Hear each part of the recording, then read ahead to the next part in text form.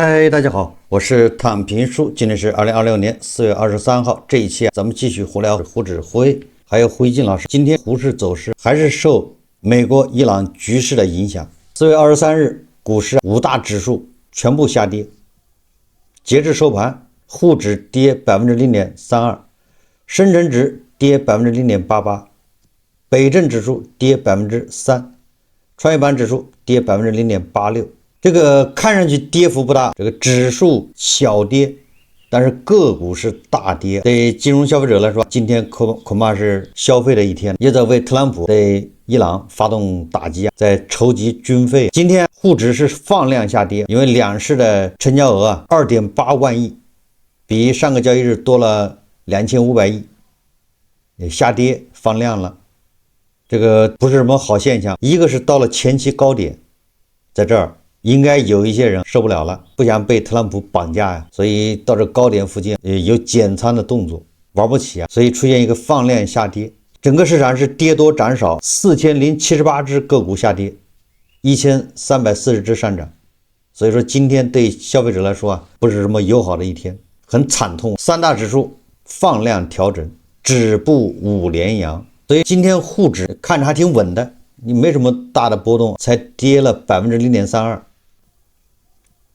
而且还在4100点左右，但是全场4000多家公司在下跌，这个让金融消费者再一次重现那种指数没动，但是账户碎了一地那种感觉。这种痛是隐隐的痛，是说不出来的痛。你看指数没什么变化，但是自己账户又缩水了，比大跌还难受。根据券商中国的说法，叫中东紧张局势再度打压市场情绪，亚太市场又集体跳水，也就是不光是咱们跌了，欧洲、亚太都在跌。全球市场正密切关注伊朗局势的最新动态，中东紧张局势再度打压市场情绪。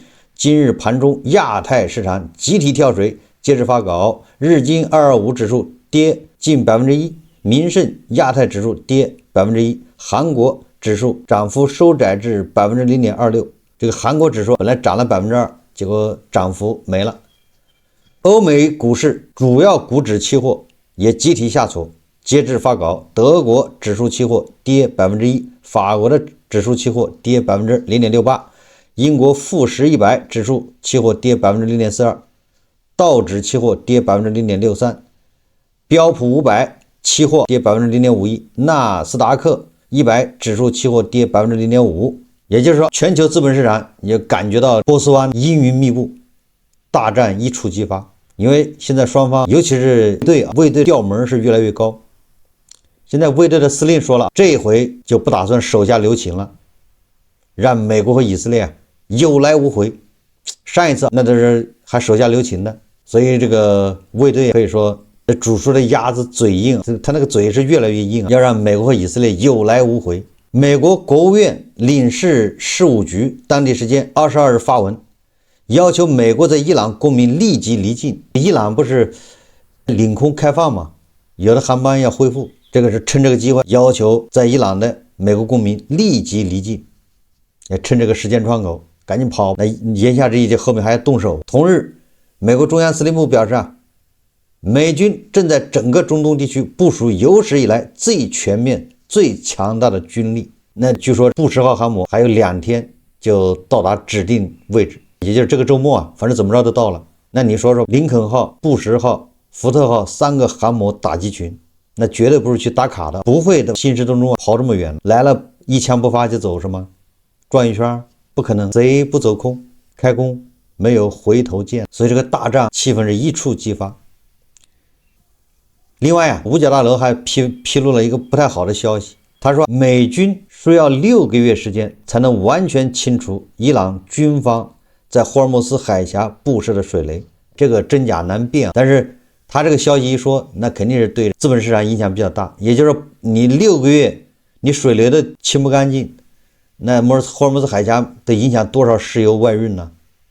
那这个油价恐怕又要涨，就这么一个逻辑。所以说来说去什么意思？就是说，由于美伊和谈陷入停滞，且两国继续限制霍尔木兹海峡贸易通行，短期内全球资本市场焦虑情绪恐慌难解，说一千道一万，也就是在伊朗这个事情没搞定之前，全球资本市场都受特朗普影响，叫咱们这胡适就改成特朗普式算了，由胡锡进式改成特朗普式，或者叫胡锡进和特朗普共管。我看这2天媒体炒的比较多的就是国家队减持 A 股，因为随着年报和季报就一季报陆续披露，有媒体他就统计了，去年12月31号国家队还有 1.5 万亿，那现在到了3月31号就是一季报，这国家队在很多 ETF 基金里面都已经消失了。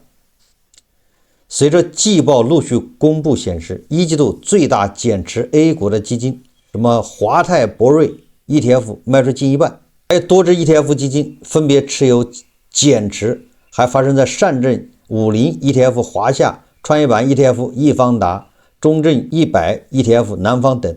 以上 ETF 基金都是国家队的基金，他们的一举一动都会影响到 A 股的涨跌相关联。有很多媒体很多股民就说了，连国家队都做长线短炒投机取巧，也就是说国家队都不搞这个叫长线投资，稳定持股，涨了就卖了，你还提倡别的韭菜，是不是小散户做长线做时间的朋友，这个怎么说，这个不能怪国家队。说实话，国家队的钱也是募集来的，国家的钱也都是有用的，人家要转移支付，要给公务员发工资，给老师发工资，保民生，各个地方政府要钱要运转，钱也是挪来。当初入市那也是为了响应股民的号召，是救市来的，国家队的募集来的资金人家是救市来的。现在既然你已经稳定在4000点，而且是牛市，那国家队它应该出来了，没毛病，你不能赖国家队。你不能指望着国家队帮你锁仓，让国家队把股市的筹码全吸住，有少量的筹码在市场上流通，那就价格炒上天了。这都是散户在做梦。所以说媒体和散户他什么原因都找，唯独不找自己原因，就不找自己本质上是一个赌徒。今天怪市场，明天怪国家队，后天怪量化基金，再过几天又怪这个交易制度。他唯独不找自己，他就唯独不觉得自己是个赌徒。不光国家队应该减持，我觉得那些中字头的那些大股东是国资委的也应该减持，就趁着机会好，散户的喜欢。你散户讲故事，你觉得这个股价合适，那你就买呗，把全卖掉，趁着机会卖掉，那个钱可以充实什么社保基金医保基金难道不好吗？正好现在这些散户喜欢，卖给他们。这个大和财力方报道，又有4家 A 股公司集体跌停，为什么跌停呢？被证监会立案调查。4月23日，蓝石重装、金 ST 数源、奥农生物、欢瑞世纪全部跌停。4月22日晚间，上述4家公司相继公告，因公司涉嫌信息披露违法违规，被中国证监会立案调查。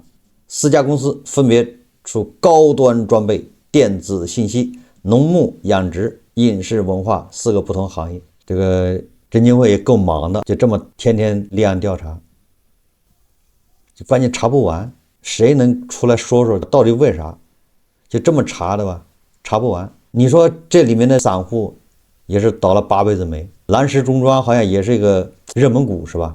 小散户追进去，这一个立案调查，它立马跌停，你想跑跑不了，再跑就是收腿出来。问题是这个5000多家上市公司有多少家是这样的？你防不胜防，你哪知道你买的股票哪一天会被立案调查？他立案调查以后，很多恐怕就严重的就退市了。你看新 ST 数源，他已经披星戴帽，再给他立案调查，基本上就退市。刚才说了，为什么监管部门这么忙，每天都在抓，但是抓不干净？央视新闻报道，他说今天记者从最高人民检察院获悉，中国证券监督管理委员会原党委委员、中央纪委国家监委驻中国证券监督管理委员会纪检监察组原组长王慧民涉嫌受贿一案，由国家监委调查终结，移送检察机关审查起诉。最高人民检察院依法以涉嫌受贿罪对王慧民作出逮捕决定。检察机关在审查起诉阶段依法告知了被告人王慧民享有的诉讼权利，并讯问了被告人，听取了辩护人的意见。检察机关起诉指控什么罪名呢？说被告人王慧敏利用一大堆职务，咱就不说了，后面是中国证券监督管理委员会纪委书记、中央纪委驻中国证券监督管理委员会纪检组组长等职务上的便利，为他人谋取利益，以及利用本人职权或者地位形成的便利条件，通过其他国家工作人员职务上的行为，为他人谋取不正当利益，数额特别巨大，依法应当以受贿罪追究其刑事责任。什么意思？就是专门监督村里面这个纪委书记，他不是专门监督村里面的。这个人原来是个腐败分子，你这不是监守自盗吗？让老鼠受仓库，怪不得你说那个违法的这些上市公司，查都查不干净，越查越多。这些散户为什么非要在这样的一个市场，把自己辛辛苦苦8小时靠身体换的钱、窝囊费来这个市场挥霍？这可是心甘情愿，对吧？你自己送来，没人逼你，是你自己情愿把这钱送到这个市场，让人家割走。本来是指着村里面来管的、来监督的，结果村里面来监督他没法监督，再搞人来监督村里面。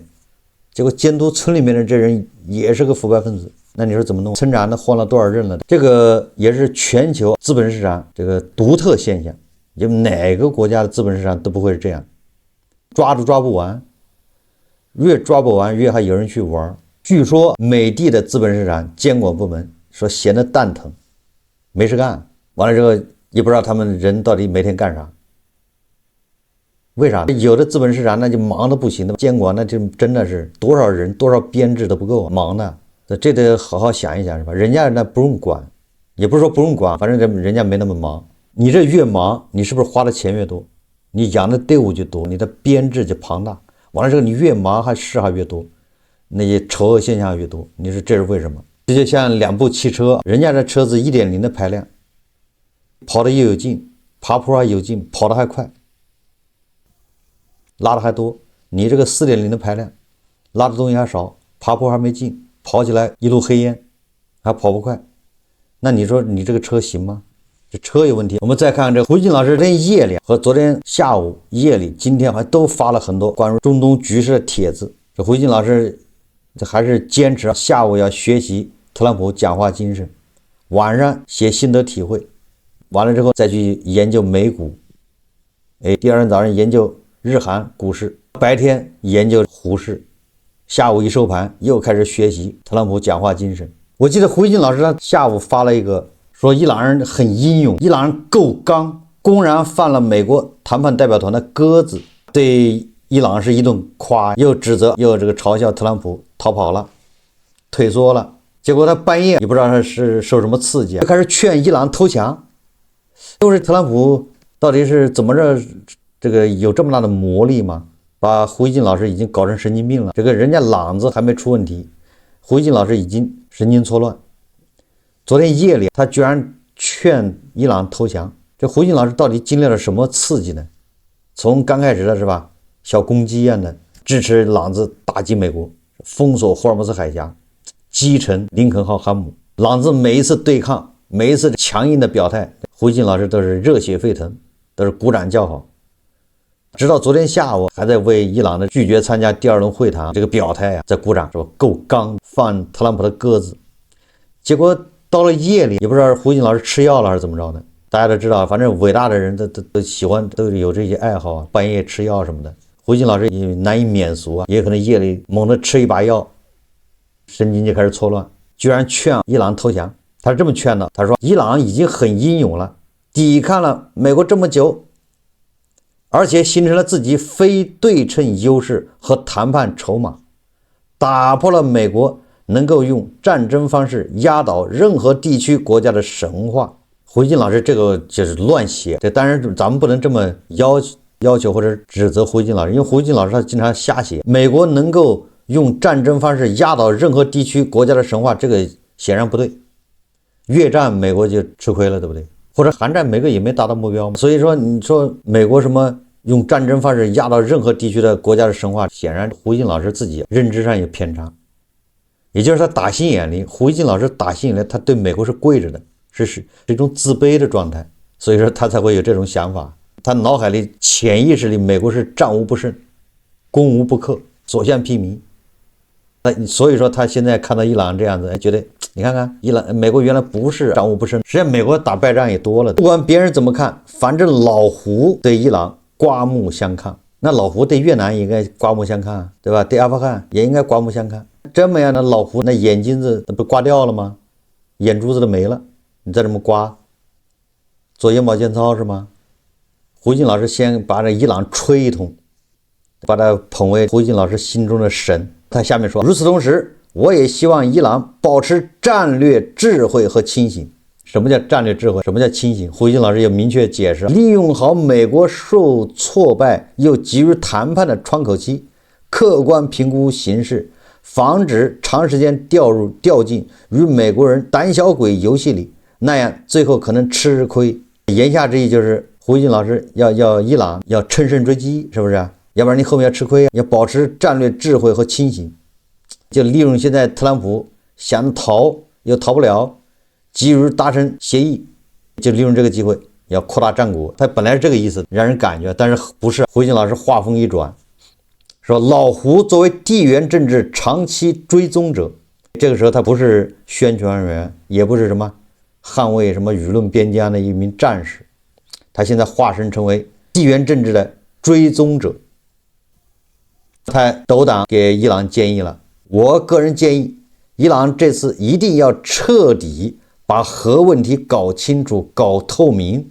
什么意思啊？叫伊朗这次彻底把核问题搞清楚搞透明。什么叫搞清楚搞透明？叫使其不发展核武器的决心和表现一清二白，并且可核查，做到在国际上充分可信，并使美以再找麻烦。国际社会包括很多西方人一起出来帮伊朗申辩证明。我给翻译一下，就是劝伊朗自宫，你把自己割得干干净净的，让西方看一看，让法国，让欧盟，甚至让大国，让正义联盟都看一看，你确实全割掉了，一点都没了，然后你随时来查给你们看这样美国以色列再想找麻烦，这些正义联盟包括欧盟这些都可以为你证明确实它没了，就这意思。胡锦老师就这意思，叫搞透明，而且那个一清二白，并且可以核查，不发展核武器，把那去掉，你要不然怎么证明？胡锦老师为什么态度突变，让伊朗自宫，而且还得随时让人看，验明正身。有好多人不知道，其实你要翻一翻历史书知道，那个太监每年都要定期核验的，每年都要验明正身，就看有没有割干净。如果没有割干净的，那还有2次手术。显然胡锦老师对这个恐怕很有研究，很有心得啊。后面他说，同时伊朗可以用这样的换取尽可能多的重建和发展资源，弃核换发展，曾经是今后也应当是伊朗核谈判的基点，而不是致力于如何在铀浓缩问题上保留自己可能被美以用来说事的空间。你看他的意思就是你割就割干净，别让美国和以色列老猜忌，老说你看你怎么还长胡子啊？那不对，肯定没割干净，就这意思。所以说胡锦老师这个时候大半夜劝伊朗要彻底的自宫，而且刮干净，这是怎么回事？180度大转弯。那伊朗人到现在抵抗的是图啥？伊朗人说来说去就是希望保留某些能力，是吧？发誓赌咒发誓说我不用来干坏事。所以你看胡锦老师他已经态度大变，不知道到底是什么药起了作用。在后面说，他说我知道伊朗在这方面是有点冤枉的，原本2015年的协议已经把事情搞清楚了，也可核查了，但是特朗普第一任期就逞能退出该协议，才有了后面的一切。但面对今天的现实，伊朗只能往前走。他的意思也就是2015年那个协议特朗普发神经，一切责任在特朗普。但是胡锦老师又劝伊朗说你算了吧，那反正现在只能往前走了，都是过去的事了，你再找不回来了，是吧？你现在就是割吧。胡锦老师能做的就是给伊朗递一根棍子，咬着点，不要发出声音。你以为胡锦老师仅仅是劝伊朗放弃核武器是吗？核能力自宫吗？不是，后面还有要放弃海峡管辖权，也就是劝伊朗全面投降。胡锦老师下面说，他说全面开放海峡也应是伊朗指向终点的名牌。伊朗的地理位置赋予了他权利，他将海峡武器化，对抗美国的轰炸，这完全可以理解。但这应是核武器，打了引号啊，核武器是对美国的战略威慑工具，不应在和平时期常态使用。这胡锦老师非常有意思，你看，也就是说他劝伊朗海峡这地方你也别收费了，别管了，你打仗的时候双方急眼了，你在这儿把它当个武器来打击美国，可以理解。但是一旦和平了停火了，那这个海峡也要让它恢复到以前，也就是别在这收费了，别在这动不动就拦着。全面开放海峡是伊朗名牌，也就是你的表明。这胡锦老师很有意思，胡锦老师就是在为自己找补，他鼓动伊朗封锁海峡。现在他找补，他也发现伊朗封锁海峡不对，但是他也不能直说，所以他也找补了。打仗的时候打急眼了，把它当武器，可以理解。这胡锦老师为什么他就是完全是善恶不分？霍尔木兹海峡是受这个海洋这国际公约的约束的，它是公海，你凭啥拦着那地方收钱？人家现在印尼好像还有谁也提出马六甲海峡要收钱，因为马六甲海峡更窄，比霍尔木兹海峡还窄，而且过的船更多，货运量更大，人家也要收费。胡锦老师说伊朗把海峡武器化，什么叫武器化呢？实际上美国和以色列的船很少走霍尔木兹海峡，基本上没有。这就好比胡锦老师他们家隔壁住了一个小流氓，结果这个小流氓有一天被一个大流氓打了一遍，猛打一顿。这个小流氓就一生气，他打不过大流氓怎么办？他把隔壁的胡一进家房子给点了，把胡一进家房子武器化，点了之后让大流氓害怕呀，房子烧了，说不定火烧连营，对不对？把大流氓家也烧掉了，这不好说，所以这叫武器化。大流氓害怕了，服了。这就是胡锦老师逻辑。胡锦老师不在乎点着谁家房子，反正他们家房子点了无所谓，把他们家房子当武器没毛病，就这意思啊。你这房子烧掉了，烧到美国未必能烧到大流氓家，大流氓家离得挺远的，对不对？最后胡锦老师说，他说总之伊朗突破了华盛顿最后通牒的讹诈，赢得了一个非常有利的窗口。在胡锦老师这个看来，在他这个说法下面，这个所谓的有利窗口不就是华贵投降的时候吗？这不就是100%的接受特朗普的这个条件吗？去核自攻，对不对？霍尔木兹海峡正常化，这不就是特朗普的要求的吗？胡锦老师说，还劝伊朗要利用好这个窗口，但如何利用好这个窗口更是大考验。老胡祝愿伊朗有足够的勇气和智慧把握好这一切，也就是投降需要智慧，需要勇气。胡锦老师劝降伊朗，他说，另外伊朗对美国毫无信任，国际社会有必要更积极介入，使得美国的各项承诺及伊朗的让步都落到实处，完全依靠美伊谈很可能难产。问题是你伊朗对美国毫无信任，那你伊朗能信任谁呢？全世界能信任谁？正义联盟吗？还是欧盟？还是北约？哪个组织啊？还是阿盟？胡锦老师很有意思啊，他从这个刚开始是吧，天天鼓吹伊朗跟美国干到底。你看到昨天夜里半夜发了一个微博啊，劝伊朗全面投降，既不要搞核武器，也不要封锁海峡。那为什么这个时候投降呢？就是胡锦老师要回答伊朗盘们一个问题，为什么这个时候投降？是被打服了吗？还是打怕了？如果要投降，那为什么不在去年12日战争的时候投降呢？这是我的观点。我说我要是哈梅内伊啊，去年挨了特朗普的炸，特朗普是派 B2 去炸吗？炸完之后我就投降。为什么？对手变了，你以前的对手都是穿西装的那些，都是奥巴马、克林顿这些斯文人，拜登，你现在对手是一个不讲武德、不讲规矩的，你还用过去那一套，你跟特朗普打交道，好吧？你前面你就误以为特朗普跟奥巴马、跟拜登是一样的人，也是动嘴不动手，但是人家已经派 B2 炸你了，你还觉得他是动嘴不动手，这就有点过了，这就属于愚钝。所以说我最迟是挨了炸之后啊就投降。华贵有什么好处？第一个换点钱，解冻文明世界，融入西方社会，做生意先搞经济。等到特朗普下台，特朗普不就是4年，对不对？特朗普一下台，美国下一任总统一定是跟前面那总统是一样的，都是那种建制派，都是那种按剧本来的，不会离经叛道的。那个时候你再去搞核武器怕什么？你的科学家也没死干净，对不对？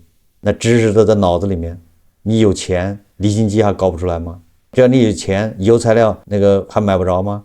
你再分离，搞一年2年时间就搞个800公斤出来了，这就是叫误判。实际上这是什么？这是长期在信息茧房里面逆向淘汰，最后整个的集团智商是在退化的一系列误判。